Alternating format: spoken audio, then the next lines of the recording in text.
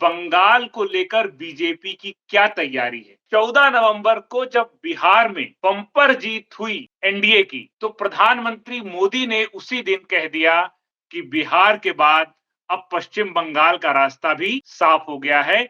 अब हम पश्चिम बंगाल की तरफ कूच कर रहे हैं। पश्चिम बंगाल के मुख्यमंत्री ने ऐलान कर दिया कि अगर एसआईआर के नाम पर मेरे मतदाताओं को छेड़ने की कोशिश हुई, तो मैं पूरे हिंदुस्तान में बीजेपी को हिलाकर रख दूंगी, बीजेपी की नींव हिला दूंगी। और ये बयान बताता है कि बीजेपी ने पश्चिम बंगाल में तैयारी कितनी तगड़ी की है। अमित शाह के 3 बड़े सपने हैं, तमिलनाडु, पश्चिम बंगाल और केरल। ये वो राज्य है जहां अभी तक बीजेपी अपना किला बना नहीं पाई है। पश्चिम बंगाल में मेरे पास जो नंबर है, कुल 91,000 बूथ हैं और 70,000 बूथ पर भाजपा ने अपने कार्यकर्ताओं को खड़ा कर दिया है। 294 सीट हैं, उसमें से 120 सीट ऐसी है जो बीजेपी ने कभी ना कभी जीता हुआ है।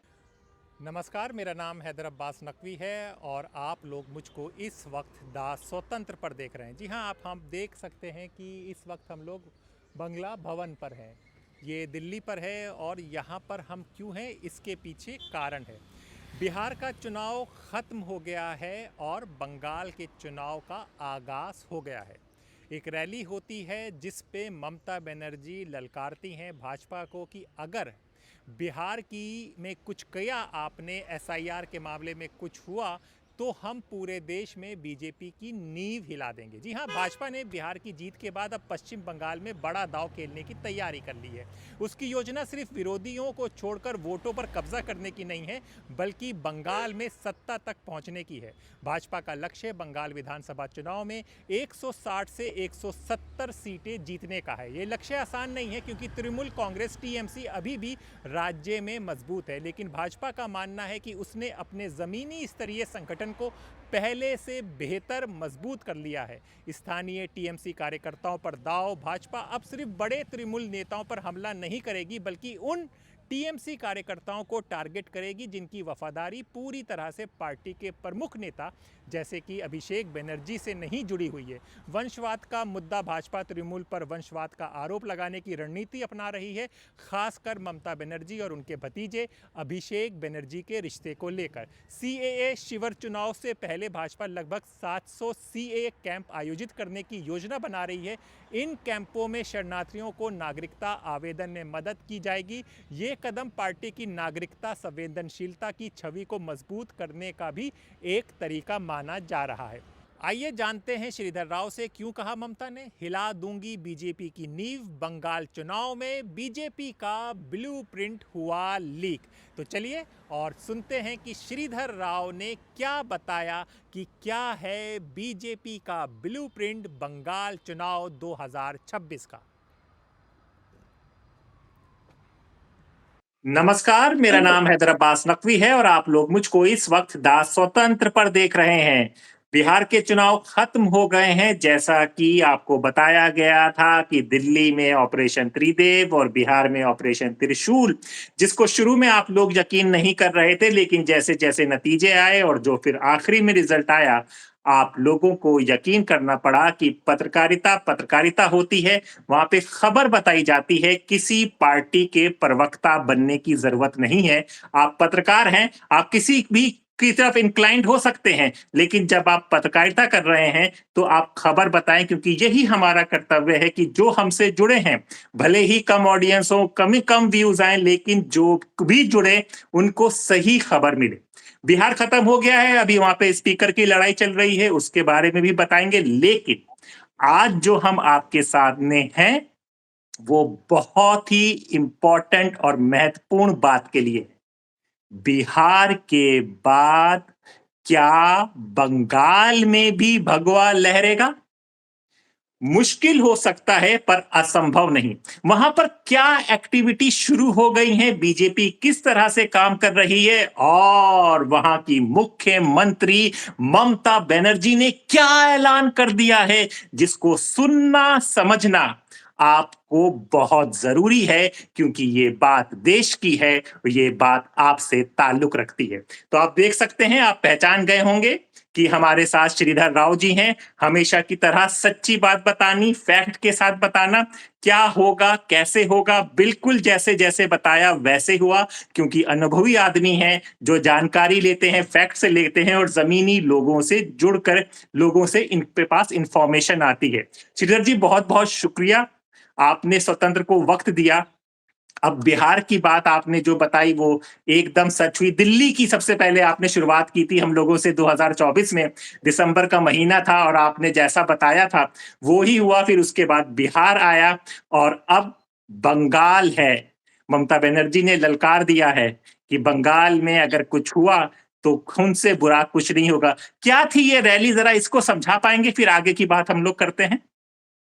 देखिए हैदर भाई, सबसे पहले तो आपके दर्शकों को मैं स्पष्ट कर दूं कि आज जो आपने मुझे बुलाया है तो उसके लिए मैं साफ-साफ आपके दर्शकों को बताना चाहता हूं कि बंगाल को लेकर बीजेपी की क्या तैयारी है। मैं किसी पार्टी का पक्ष नहीं रखूंगा।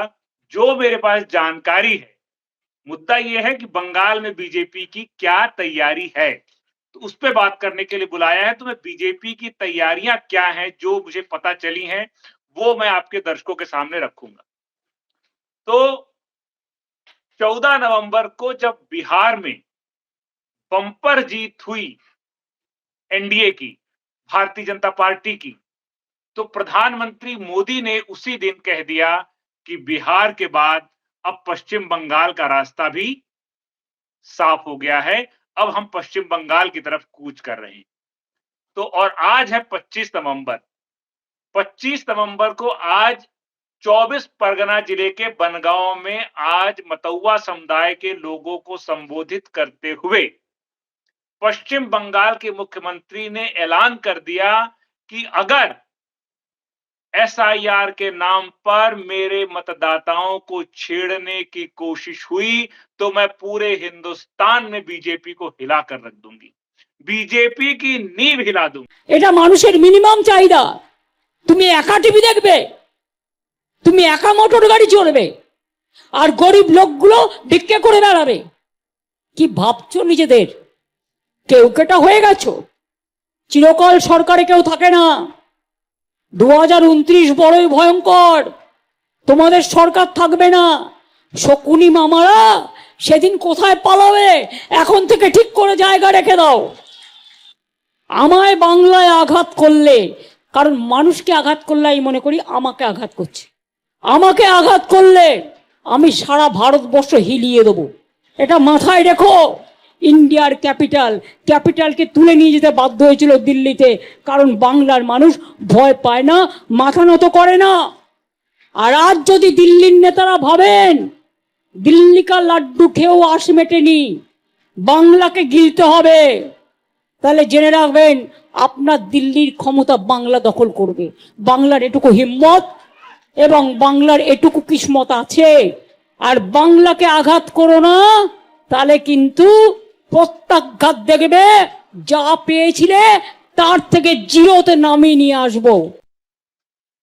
तो अब आप ये अंदाजा लगा लीजिए कि चुनाव पश्चिम बंगाल का किस लेवल पे जाकर बीजेपी की तैयारियां क्या हैं और क्यों ममता बनर्जी को यह कहना पड़ रहा है कि मैं पूरे देश में बीजेपी की नींव हिलाकर रख दूंगी।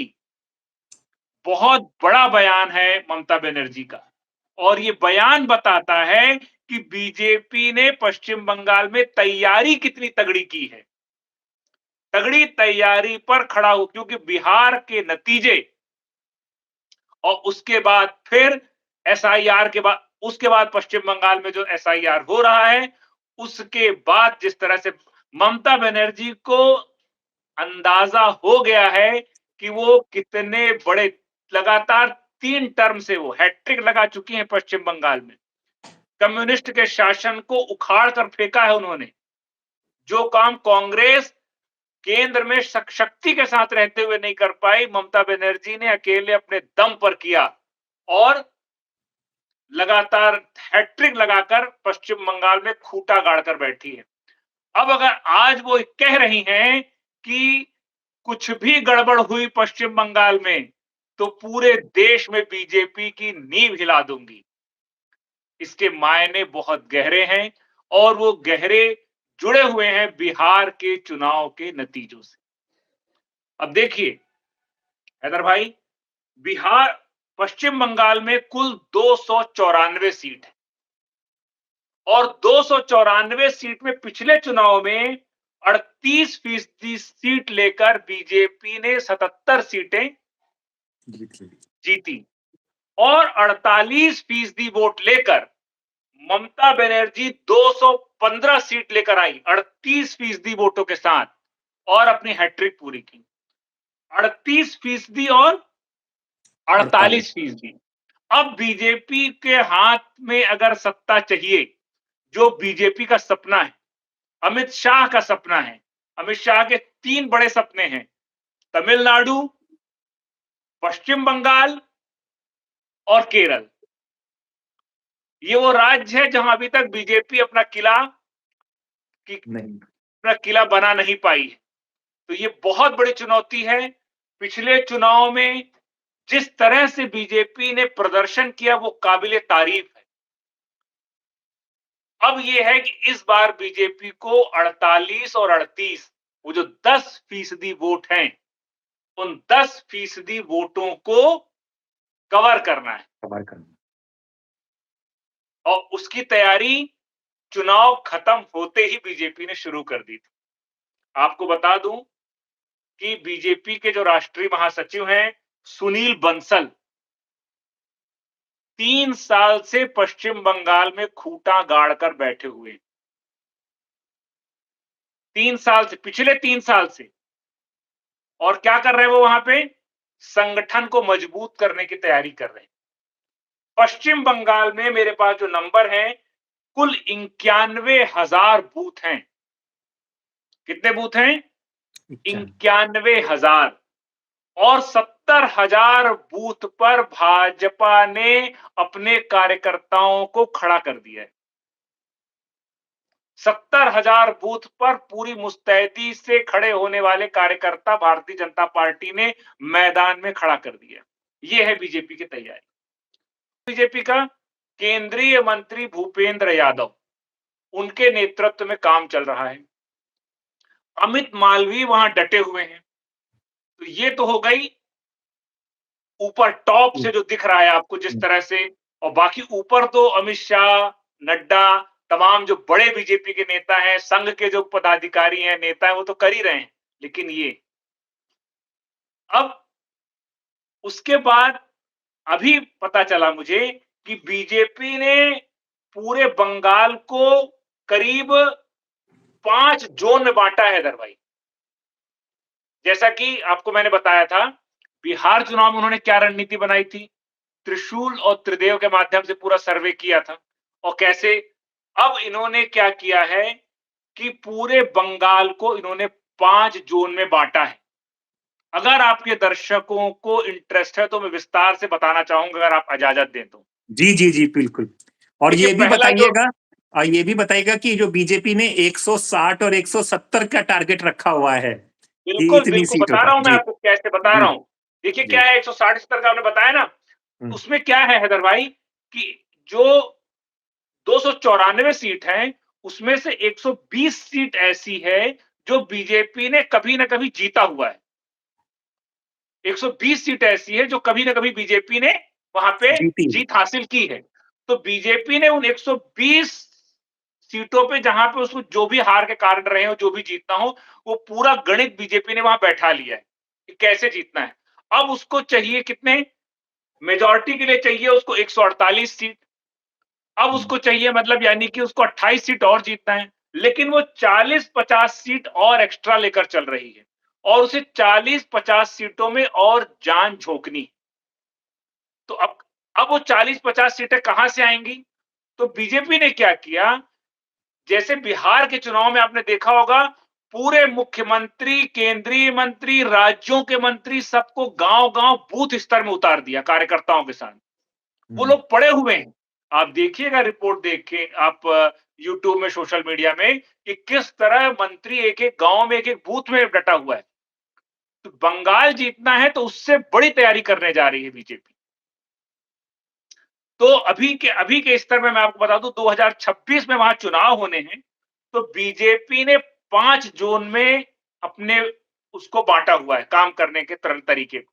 पहला इलाका है राधबंगा इलाका, जहां पे उन्होंने अपने छत्तीसगढ़ के जो संगठन मंत्री हैं बीजेपी के, जो आरएसएस बैकग्राउंड के होते हैं, और आरएसएस कैसे काम करता है ये आपको मैं पहले बता चुका हूं, पवन साई को उतारा है। और पवन साई के साथ वहां पर होंगे धन सिंह रावत, उत्तराखंड में कैबिनेट मंत्री हैं ये।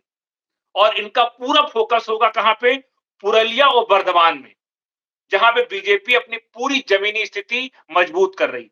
दूसरा इनके पास जोन है हावड़ा, हुगली और मेदिनीपुर इलाका। और दिल्ली के संगठन मंत्री पवन राणा आरएसएस बैकग्राउंड के तैनात कर दिए गए हैं, और उनके साथ है जेपीएस राठौर, उत्तर प्रदेश सरकार के मंत्री। अब आप अंदाज लगा लीजिए, माने ये इलाका शुभेंदु अधिकारी का इलाका है, जबकि जो सबसे माने ममता के खिलाफ पूरी ताकत से लड़ रहे हैं। और फिर तीसरा जोन उन्होंने रखा है कोलकाता महानगर और दक्षिण 24 परगना। और यहां पे हिमाचल प्रदेश के जो संगठन मंत्री हैं एम सिद्धार्थन, उनको लगाया है, आरएसएस बैकग्राउंड के हैं। और कोलकाता में सहयोगी सीटी रवि उनका पूरा सहयोग करेंगे। ये पूर्व राष्ट्रीय महासचिव है बीजेपी के, और ये बीजेपी का मजबूत गढ़ माना जाता है ये इलाका। और बड़े बड़े नेता, ये तो मतलब ये ऊपर, इसके बाद पूरे जहां बीजेपी के जो राज्य हैं वहां के सारे मंत्री अभी आने वाले, लैंड होने वाले हैं बंगाल में। और नवदीप और उत्तर 24 परगना, उत्तर प्रदेश के मंत्री सुरेश राणा के साथ आंध्र प्रदेश के संगठन मंत्री एन मधुकर वहां पर काम करेंगे, आरएसएस बैकग्राउंड के। और ये जो एरिया है पूरा 24 परगना का, ये सीमांचल क्षेत्र है, सीमा से सटा हुआ है। घुसपैठिए का मुद्दा यहां हावी होगा। और वो जो आपको बताया ना मैंने, एसआईआर जो हो रहा है, और जिस तरह से सोशल मीडिया में आप देख रहे होंगे कि कैसे घुसपैठिए के वीडियोस आजकल सोशल मीडिया में जमकर चल रहे हैं कि घुसपैठिए बंगाल छोड़ छोड़ के भाग रहे हैं और एसआईआर कारण। तो ये जो मुद्दा है घुसपैठिए वाला मुद्दा, ये वहां पर हावी होने वाला है। और पांचवा जो इलाका है वो है उत्तर बंगाल मालदा सिलीगुड़ी डिवीजन। यहां पर अरुणाचल प्रदेश के संगठन मंत्री अनंत नारायण मिश्रा को लगाया गया है, और कर्नाटक के संगठन मंत्री अरुण बिन्नाड़ी को सिलीगुड़ी में लगाया गया है, और कैलाश चौधरी पूर्व केंद्रीय मंत्री।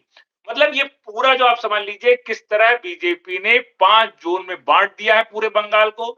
संगठन मंत्री आरएसएस बैकग्राउंड के भरोसेमंद होते हैं, इनके अपने लोग होते हैं, ये पूरी तरह समर्पित होकर काम करने वाले लोग होते हैं। तो इनको कोई लोभ लालच कुछ नहीं, दिन रात एक करने वाले हैं। उनके साथ एक केंद्रीय मंत्री लगा दिए गए, उसके पीछे और मंत्री लग गए, उसके पीछे विधायकों की फौज खड़ी हो गई, उसके पीछे देश भर के कार्यकर्ताओं की फौज लग गई। ये अब पिछले चुनाव में क्या हुआ था, ये तो थी तैयारी। अब पिछले चुनाव में क्या हुआ हैदर भाई, पिछले चुनाव में जो ममता बनर्जी ने मुद्दा बनाया वो था बाहरी लोगों का मुद्दा। उसमें क्या हुआ था, ममता बनर्जी जो पूरे बीजेपी ने बाहर के लोगों को ले आया था, बाहर के लोग पूरे पश्चिम बंगाल के चुनाव में, तो बीजेपी ममता बनर्जी ने उसी को मुद्दा बना लिया और बोला बाहर के लोग आ चुके हैं और आपकी बेटी खतरे में है। तो बेटी बचाओ, बंगाल की बेटी बचाओ के नाम पर ममता बनर्जी ने तो वो चुनाव निकाल लिया, लेकिन बीजेपी ने अपनी उपस्थिति दमदार तरीके से दर्ज कराई। अब बीजेपी को ये पता है कि पिछले चुनाव में कैसे ममता दीदी ने बाहरी को मुद्दा बनाया था। अब ये देखना बहुत दिलचस्प होगा कि बीजेपी की यही ताकत है। अब बीजेपी ममता दीदी के इस कार्ड से, क्योंकि लोकल लेवल पे ममता दीदी से लड़ना है, आसान नहीं है, तो ये ममता दीदी के सामने से ज्यादा बीजेपी के सामने एक बहुत बड़ा मुद्दा है कि वो कैसे ममता दीदी के, क्योंकि ममता दीदी के सामने समस्या क्या है।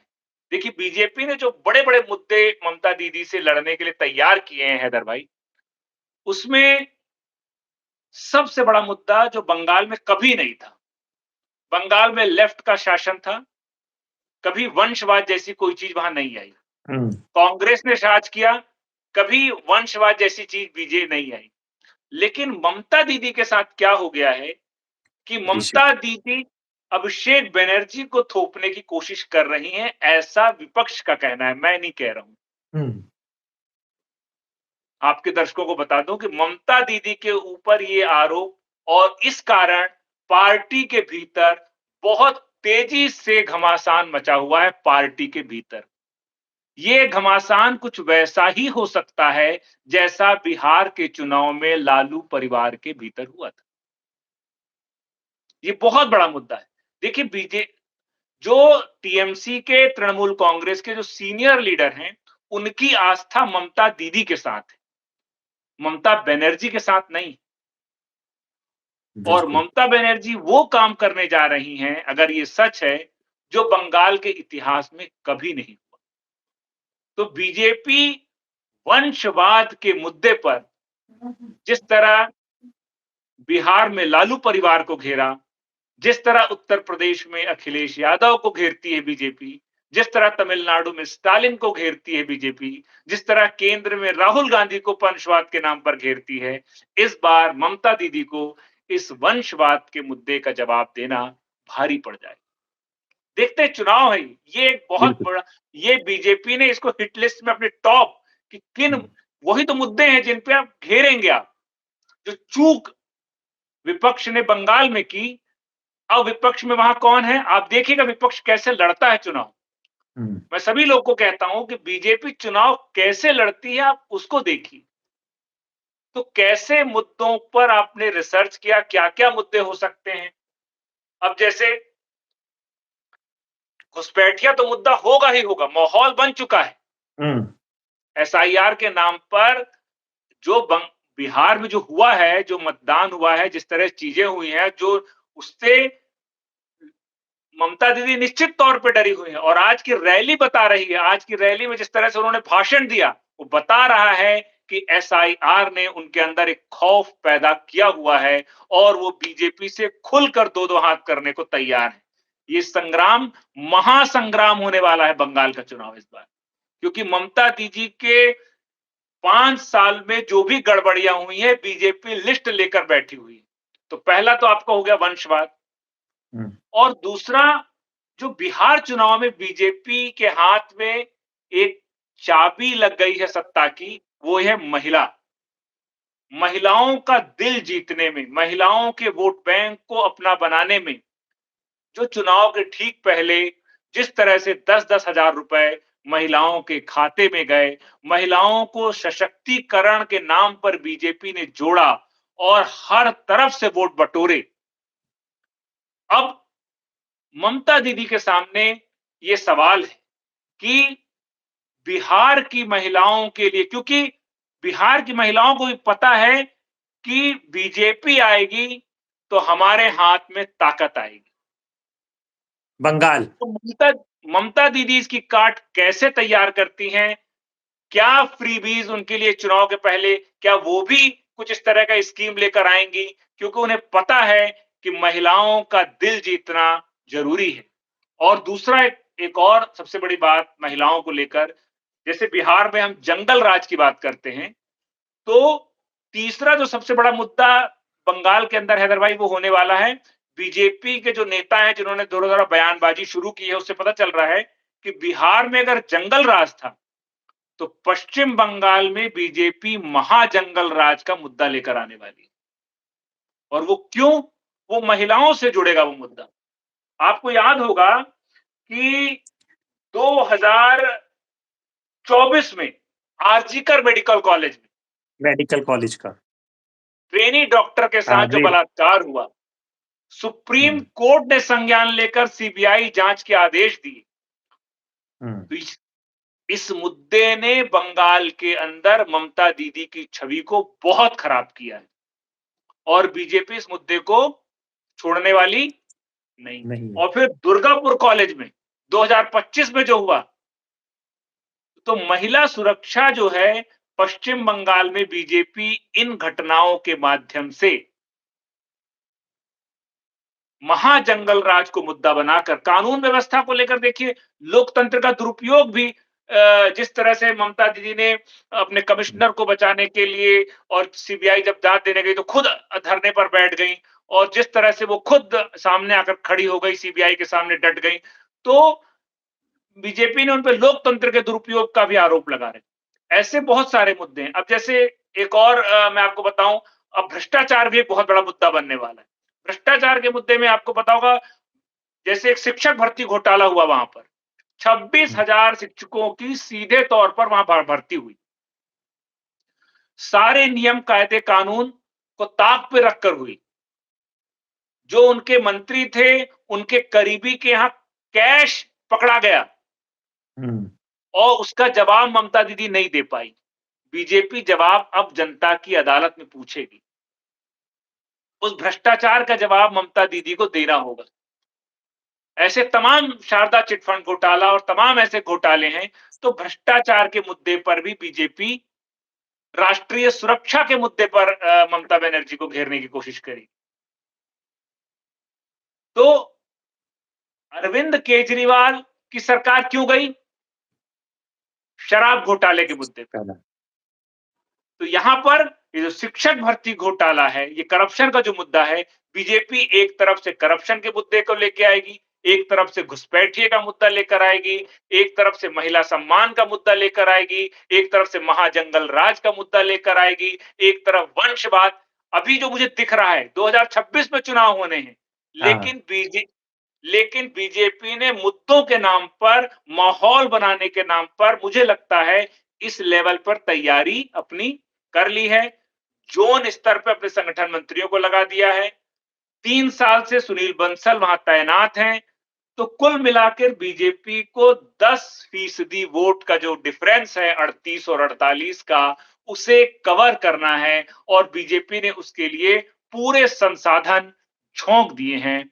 तो ये अभी तक की मुझे जानकारी जो मिल रही है वो ये है, बंगाल को लेकर बीजेपी का ब्लूप्रिंट कुछ इस तरह आगे बढ़ रहा है। हैदर भाई, सर कुछ ये भी समझा दीजिए, जैसे बिहार में तो जाति एक बड़ा फैक्टर था कि जातियों के आधार पर होता है, पर बंगाल में ये नहीं है, पर मुस्लिम एक बहुत बड़ा फैक्टर है, शायद 30% के करीब, वही 30% के करीब है। दूसरा, ये जो पिछली बार बहारी का मुद्दा बनाया था, वो शायद ये था कि एक लैंग्वेज और भाषा का होता है। जब हम लोग महाराष्ट्र में जाते हैं या बंगाल में जाते हैं, तो बीजेपी में शायद अभी भी बंगाली भाषा बोल के जो लोगों को करने, मोदी जी हैं, अमित शाह हैं, ये सब हिंदी भाषी हैं, तो वहां पर जो भाषण और लोगों से जो कनेक्ट है, शायद वो एक मिस हो रहा है। और मोदी जी का आपको पिछले बार का याद होगा, अब लग रहा है कि अभी कहा था ओ दीदी, और फिर उन्होंने कहा खेला हो बे, और फिर खेल हो गया। तो इसको भी थोड़ा समझाइए। हाँ, देखिए, पश्चिम बंगाल के बीजेपी के प्रदेश अध्यक्ष कौन है? समीक भट्टाचार्य। तो बीजेपी ने लगभग उन सारे जो बाहरी वाला जो मुद्दा है, उसको लेकर बीजेपी की तैयारी पूरी है। मुझे ऐसा लगता है बीजेपी इस बार वो गलती नहीं करेगी जो पिछले चुनावों में बीजेपी ने किया है। मैंने आपको बताया कि महिला सम्मान, जो पिछले चुनाव में जो गलतियां बीजेपी से हुई हैं, वो कोई गलती बीजेपी से नहीं होने वाली। और बीजेपी के जनसंघ के जो संस्थापक हैं श्यामा प्रसाद मुखर्जी, वो बंगाल के हैं।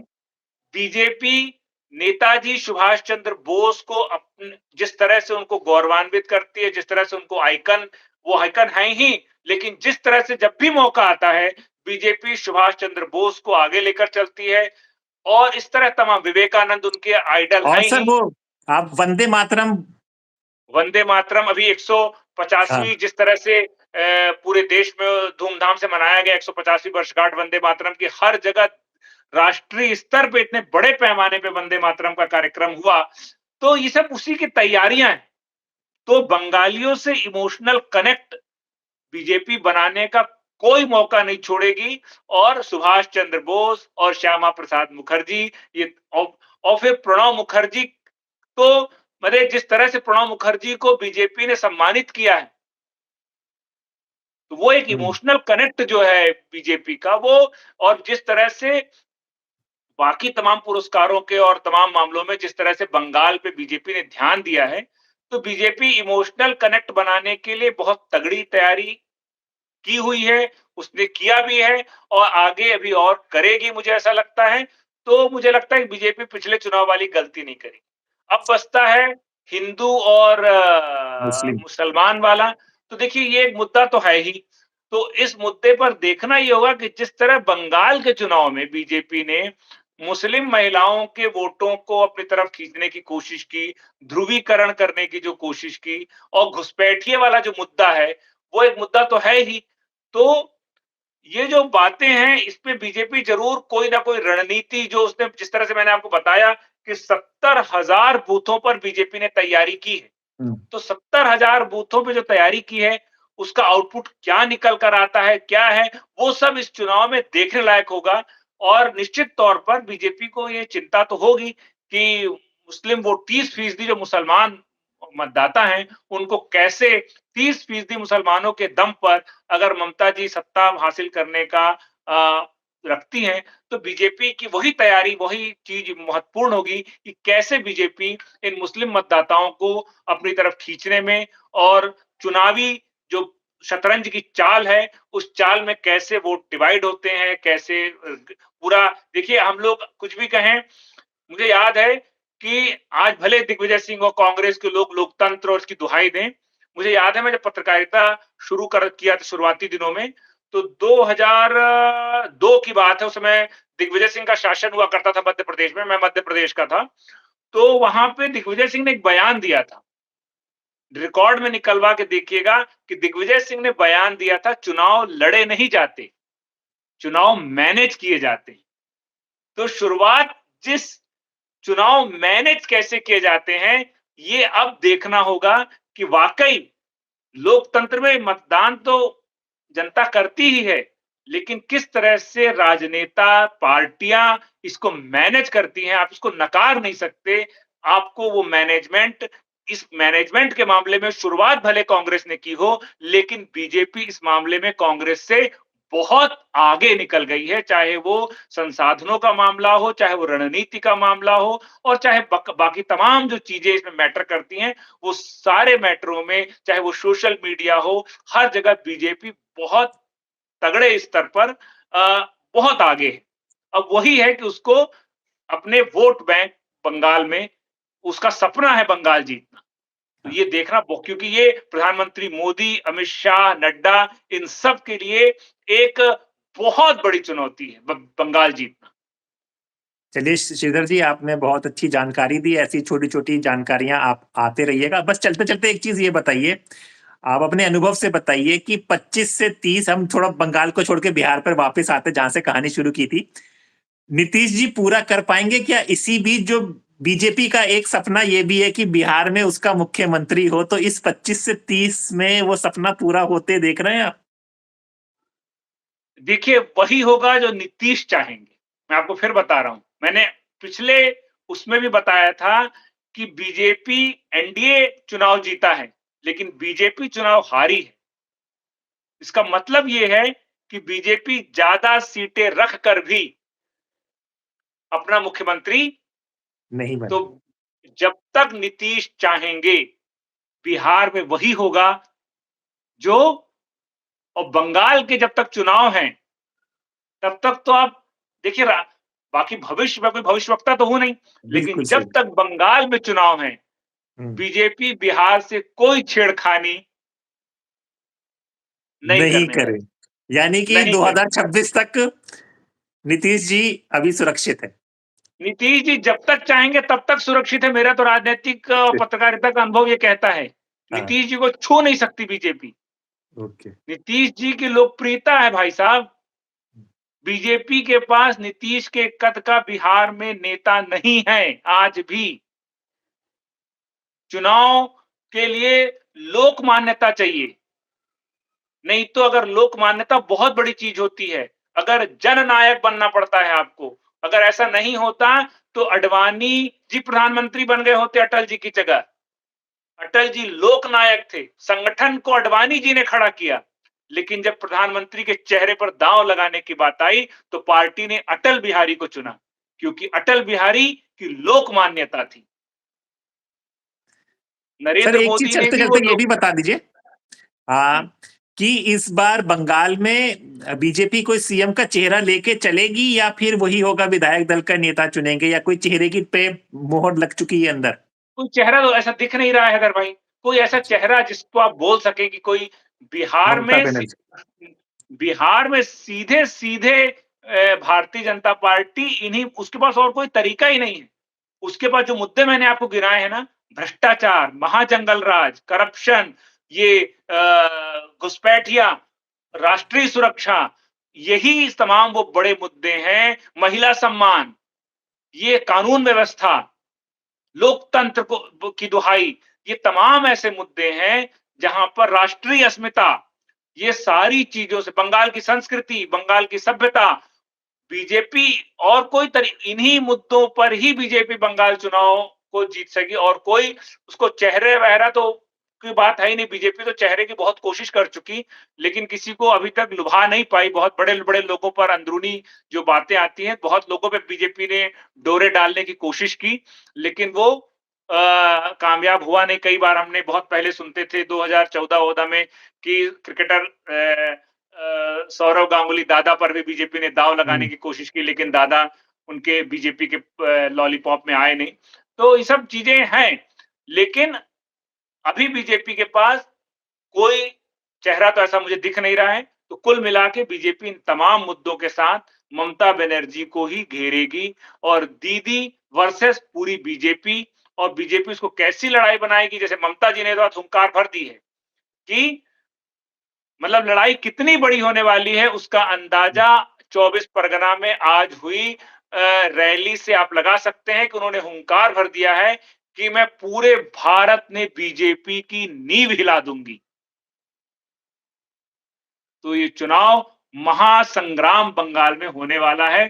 तो देखिए कि अब पूछते हैं कि मोदी जी बंगाल का जादू चला पाते हैं या नहीं चला पाते। तो देखिए आज चर्चा रही, आपको कई चीजें समझ में आएगी। अब वक्त के साथ हम आपको समझाते रहेंगे फैक्ट और फिगर के साथ। कोई वैसे नहीं होगी बात, जो भी होगी तर्कों के साथ आपको समझाया जाएगा। और जैसे श्रीधर जी ने कह दिया है कि बंगाल का महासंग्राम की शुरुआत हो गई है। अब ये संग्राम में कौन-कौन आते हैं मैदान में, कौन बाहर जाते हैं, कौन टिकते हैं, कौन गिरते हैं, ये सब आपको द स्वतंत्र बताता रहेगा। तो अपने दोस्त हैदर अब्बास नकवी को इजाजत दीजिए, फिर होगी मुलाकात ऐसी ही किसी चर्चा के साथ। श्रीधर जी बहुत-बहुत शुक्रिया आपका, आपने हमें वक्त दिया। नमस्कार।